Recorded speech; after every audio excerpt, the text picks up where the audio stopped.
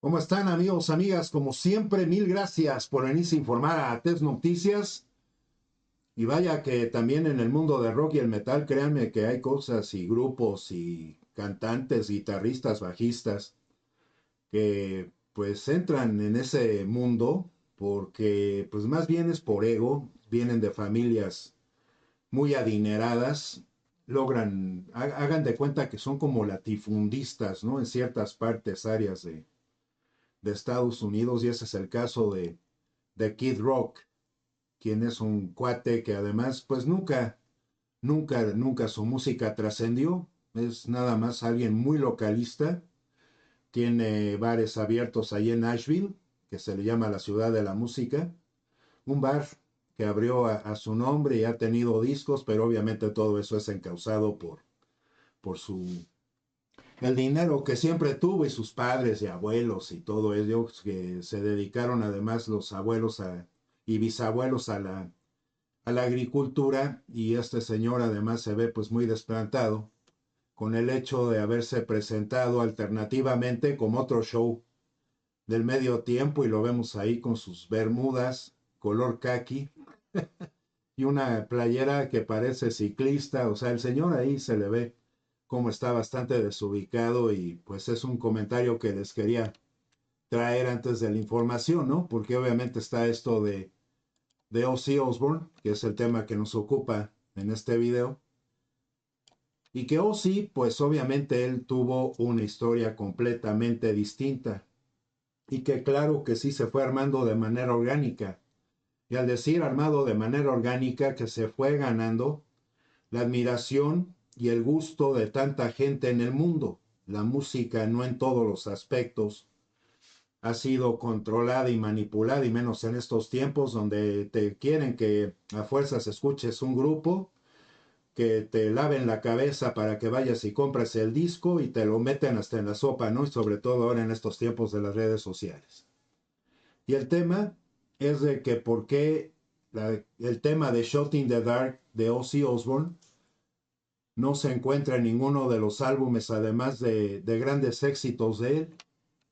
Pues la historia de Ozzy Osbourne, digo, ya sabemos que además él estuvo con Bob Daisley, bajista, y Kerslake, que fueron fundamentales para la conformación de las composiciones del Diary of a Madman y el Blizzard of Oz y el Diary of a Madman. Y esos dos álbumes obviamente que causaron un gran impacto en el mundo. ¿Por qué? Porque en el rock y el metal apenas venía muy naciente, y se los vuelvo a repetir y con toda sinceridad, amigos, amigas. Black Sabbath en aquellos entonces, pese a ser los padres del metal, no se les venía considerando o dando ese lugar comenzando a los ochentas. Ya fue una conjunción de que metieron a Ronnie James Dio, de que Ozzy Osbourne con esos dos primeros álbumes despegó su carrera, y ya con el transcurso de 8 a 10 años después de todos estos álbumes, de la salida de ellos, es cuando se le dio el lugar a Black Sabbath, y también de manera orgánica, porque tantas y tantos andábamos perdidos, que obviamente teníamos además un ofrecimiento de bandas de rock y de metal muy interesantes, y que son álbumes en tantos sentidos y en tantos de los grupos que no teníamos ni siquiera para dónde estar volteando fijamente, ¿no? Así como te lo ponen en la música pop, y que a fuerzas esta o este es el mayor, y también te los encuentras hasta en la sopa, y tantas veces te la ponen en las estaciones de radio.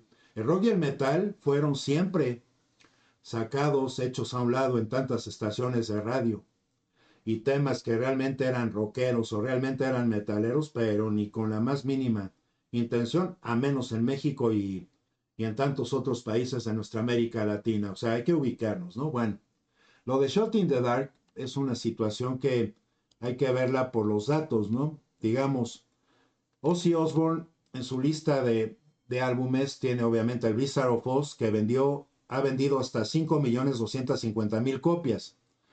No More Tears vendió 4.39 millones de copias. Ese álbum es de 1991.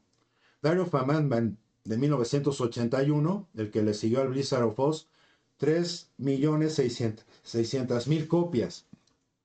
Bark at the Moon es su cuarto disco más vendido de 1983 con 3.19 millones de copias. Ya con Jake Lee, el Osmosis de 1995, 2.2 millones de copias. The Ultimate Sin lleva vendidos 2.190.000 copias. No Rest for the Wicked de 1988, 2.3 millones. El tributo, o sea, el que se hace con Randy Rhoads, que sacan de manera póstuma de los conciertos que pudieron grabar con él, el que sale en 1987, 2.8 millones de copias. Essential Ozzy Osbourne, que es uno de grandes éxitos del 2003, ha vendido 1.350.000 copias. Down to Earth del 2001, 1.17 millones de copias. Y el Speak of the Devil, grabado con Brad Gillis, el guitarrista de Night Ranger, y además a un lado de Rudy Sarzo, que Rudy Sarzo estuviera con Quiet Riot y además estuviera en Quiet Riot Randy Rhoads, que de ahí partió hacia la banda de Ozzy Osbourne, 1.1 millones de dólares de 1982. Al ver que está The Ultimate Sin en 1986, únicamente les hago un comentario rápido de esa época. Ozzy, obviamente, con el Blizzard y con el Diary, llamó poderosamente la atención de los que realmente nos gusta el rock y el metal. Y eso condujo a un gran número de ventas. Y lo veíamos anunciado en ciertas revistas y que ponían publicidad de sus álbumes en ciertas revistas o revistas especializadas de Estados Unidos. Y ya conforme comenzó MTV, hay que recordar que para ese año además también meten el programa de Headbangers Ball, que era un programa especializado para grupos de rock y metal, y que eso también en MTV ya estaba muy bien entendido en tantas mentes ya conocían de la existencia de esto, pero tantos hogares no podíamos ver a ese programa o a MTV a menos de que tuvieras una antena parabólica, que era lo que captaba la señal de satélites, que así los tenían abiertos desde Estados Unidos para las personas que tuvieran, al menos en México. No reconozco que en otros países centroamericanos o sudamericanos pudieran tener esta señal, pero en fin, yo les platico de la realidad de aquí de México.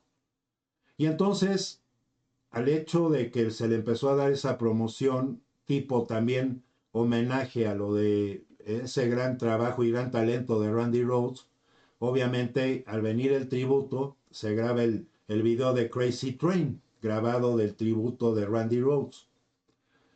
Y entonces atrae a sus filas a este guitarrista Jake Lee, que inmediatamente llamó poderosamente la atención por el Bark at the Moon, ¿no? Que es el cuarto disco más vendido en la historia de Ozzy Osbourne.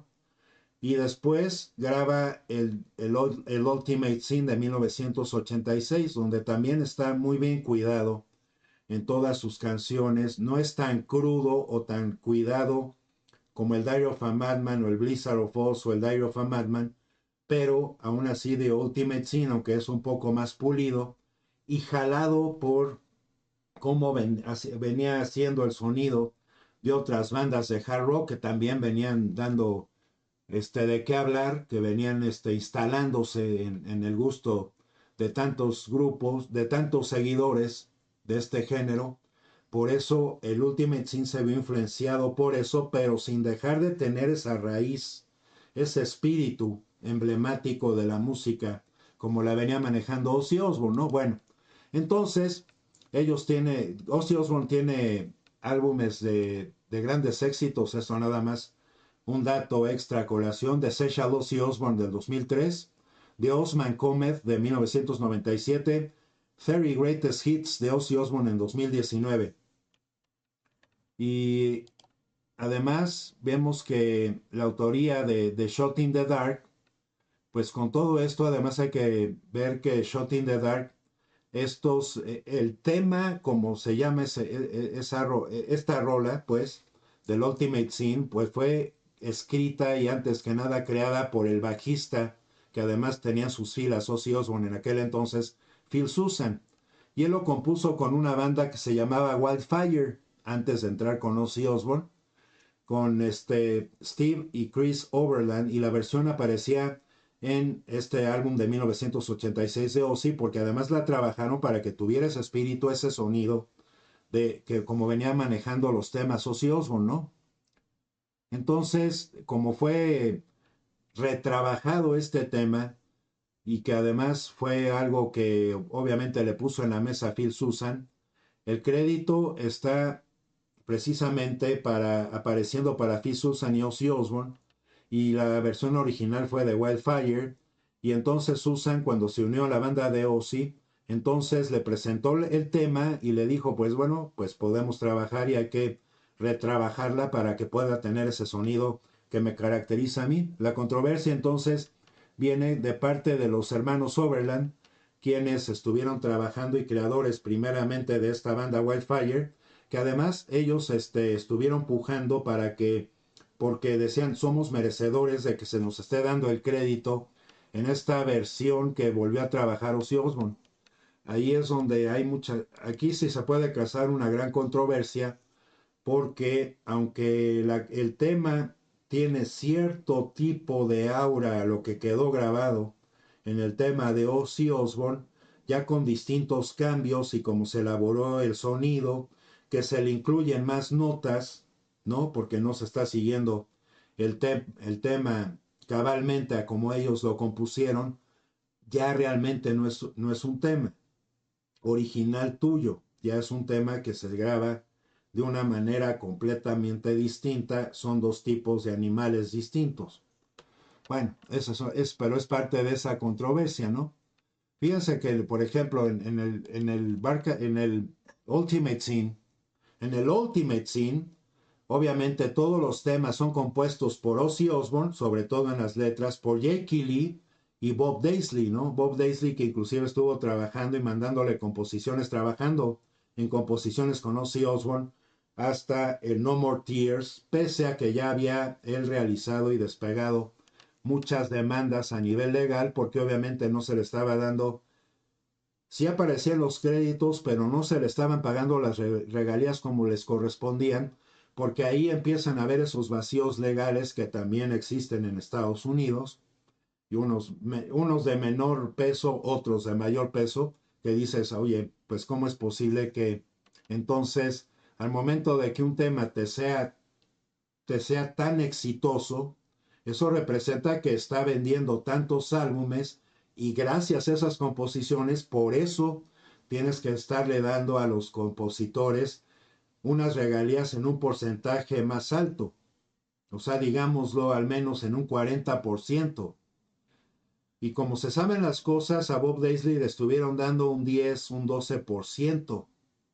Entonces lo dejaron cuatro veces, casi cuatro veces más empequeñecido en el número en la cantidad de dinero que él debía de haber recibido, y que obviamente son cosas que como no se sentaron legalmente a firmarse, aquí llega el caso y la situación, la persona de Sharon Osbourne, que obviamente él tuvo el padre, acuérdense, su padre fue el primer manager de Black Sabbath y además era un señor bastante amafiado y que me controlaba varios grupos, era un latifundista, un cacique en el mundo de la música. Pues de él le aprendió varias mañas la hija, ¿no? Sharon Osbourne. Entonces, muchas de esas cosas comenzaron a tomar este entorno bastante injusto, injustificado además, para no estarle dando el dinero que realmente le corresponde a un compositor, porque si no los hubiera tenido a un lado Ozzy Osbourne, no se hubieran entonces ganado tanto dinero en las ventas de los discos, ¿no? Hay que entenderlo así. Quienes lo componen, quienes escriben las letras, son los que mayormente deben de estar recibiendo un buen pago de regalías en un buen porcentaje, ¿no? Entonces, The Ultimate Sin Secret Loser, Never Know Why, Thank God for the Bomb, Never, Lightning Strikes, Killer of Giants y Fool Like You son temas compuestos por Osbourne, Jackie Lee y Bob Daisley.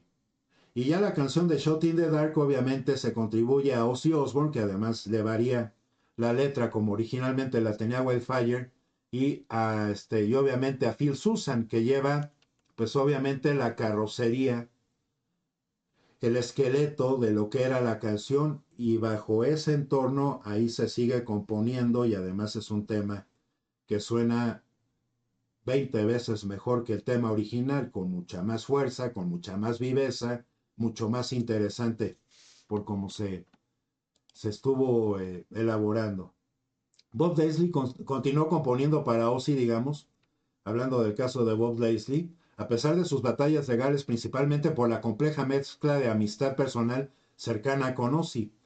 Aprecio por la creatividad conjunta, o sea, tenían una química muy, muy especial, y la necesidad profesional, a pesar de los conflictos de regalías con gestión de Sharon Osbourne, aunque hubo una fregadera acumulada, Daisley no guardaba rencores y valoraba los buenos momentos y la calidad artística de su trabajo, lo que le llevó a colaborar en múltiples ocasiones, ¿no? Eso es en el caso de Daisley. Bob Daisley ha tenido resultados mixtos y ganó unas batallas legales a lo largo de los años y recibió pagos de regalías, pero también perdió demandas significativas, particularmente sus intentos más recientes, aunque recibió millones a través de Blizzard Music, con sus litigios contra Ozzy Osbourne, que no resultaron en una victoria total definitiva, pero enfrentó acusaciones de hostigamiento, imagínense lo que es, le digo, a esos vacíos legales, porque las cosas cuando no se quedan claramente escritas dentro de un contrato, se presentan todas estas injusticias, ¿no? Obviamente Daisley ha recibido regalías por décadas, pero no fue el caso de Jake Lee. Jake Lee estableció batallas legales contra Ozzy. Fíjense, lo estoy sacando ahorita así de una vez. Y dicen, Jake Lee no estableció batallas legales formales contra Ozzy Osbourne, pero sí denunció públicamente haber sido estafado por Sharon Osbourne. Con sus créditos de composición regalías que en el álbum Bark at the Moon, Lee afirmó que le obligaron a firmar un contrato cediendo sus derechos. Eso lo está súper amafiado, ¿no? Tras grabar esas canciones amenazándolo con su despido. A pesar de componer gran parte de Bark at the Moon y también del Ultimate Sin, estos se le obligaron, o sea, primero acusan de acoso a Bob Daisley, pues a ellos se les debería de acusar precisamente de por abuso de confianza al menos, porque con esto de que le hicieron firmar que se diera los derechos a las ganancias que él debía de estar ganando desde siempre, pues imagínense, y luego le empezaron a amenazar con que lo iban a despedir y por eso la situación con Jake Lee y Ozzy Osbourne, sobre todo con Sharon Osbourne, no terminó en ese plan sano, ¿no? Y que por eso Jake Lee en miles de años nunca se le oyó mencionar o estar hablando con respecto a estos temas, porque obviamente teniendo gran poder económico estos, sobre todo Sharon Osbourne, pues él dijo, ¿para qué entonces me pongo yo solito más sogas en el cuello de las que injustificadamente ya me pusieron, ¿no? También es abuso de confianza y es una situación ya laboral que obviamente esto no entra dentro del sentido práctico de cómo se deben de representar las cosas para saber quién compuso en tu sonido, con tu talento, que además ese tipo de cuestiones nunca las paga nadie antes de que entres a un grupo, ¿no? O sea, no es de que entres a un grupo, oye, ni con cualquiera de estos músicos que ya son reconocidos y que les digan, oye, ¿cuánto invertiste tú desde que compraste tu primera guitarra en las clases? ¿Cuánto tiempo invertiste para estar practicando? Ah, no, pues yo te pago 3 millones de dólares, ¿no? ¿No? 500,000 dólares. Y llegan y entonces y los descubren y no sé qué, yo ya traigo este poder y ya conocen las mañas y están amafiados y tienen un grupo de abogados atrás de ellos o de ellas y entonces meten esos músicos y abusan de ellos. O sea, imagínense cómo es la cuestión. Entonces, ya para terminar, regresando a esto, ¿por qué Shot in the Dark no se encuentra en ninguno de los álbumes de, de grandes éxitos, además de Ozzy Osbourne? Que además hay que recordar que ni Ultimate Sin ni No Rest for the Wicked, ninguno de los temas fue tomado por ninguno de los grupos que participó en el Back to the Beginning, el último concierto de Black Sabbath y sobre todo de Ozzy Osbourne, pues ahí es donde uno empieza a ver que todas las problemáticas vienen en base a estos intereses de personas muy injustas, muy abusadoras y que además nada más terminan exprimiendo a otras personas con las que realmente gracias a eso apuntalaron su éxito. Fíjense ustedes qué desagradecidos, y más lo estoy viendo hacia el lado de Sharon Osbourne. Por eso a esa señora no hay que hacerle caso y no hay que estarle poniendo likes a lo que salga ni en los medios, porque en realidad, pues ella lo único que está haciendo es siempre salir lo más ganona posible y no le ha importado pisotear a los demás. Son casos de una falta de humanismo que a mí se me refleja bastante reprobable.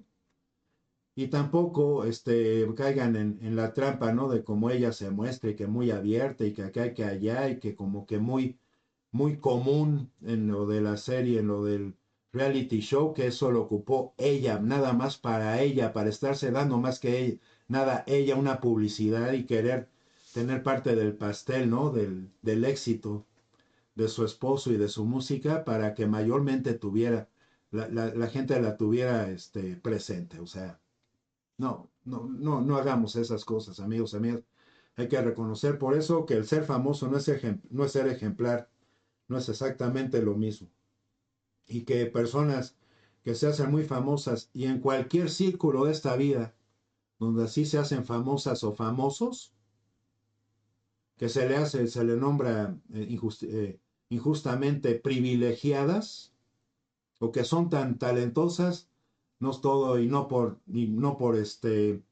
por todo eso se debe de tomar que esas personas son realmente genios, sino que son personas que han usado su poder para pisotear a los demás. Gracias, amigos, amigas. Ustedes y los suyos estén bien, esperando escuchar sus opiniones. Por aquí nos vemos a la siguiente. Hasta la próxima.